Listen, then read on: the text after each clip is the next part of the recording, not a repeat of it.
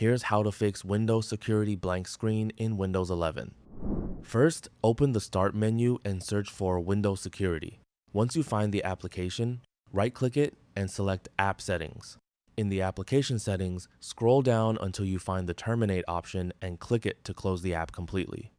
After terminating Windows Security, scroll down to the Reset section.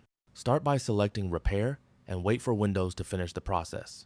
Once the repair is complete, click Reset and confirm the reset when prompted. When this process is finished, open Windows Security again and check whether the page is now displaying correctly.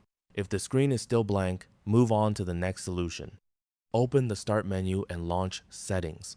From the menu on the left, select Windows Update, then click Check for Updates. If Windows finds any available updates, download and install them. Then, scroll down and open Advanced Options. Inside Advanced Options, find and select Optional Updates. Check this section for any pending Windows or driver updates and install anything that is available. Once all the updates have been installed, check Windows Security again to see if the issue has been resolved. If you've completed the previous methods and the Windows Security page is still blank, you can use the final solution. Open the Start menu, search for Settings, and launch it. Select System from the left-hand menu, then scroll down and open Recovery.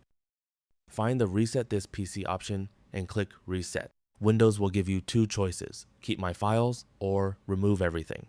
If you want to preserve your personal documents and other files, select Keep My Files.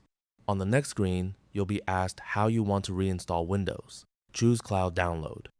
Keep in mind that resetting your PC will restore Windows settings and applications to their default state. Programs you've installed yourself, including third-party applications, will be removed during the reset process.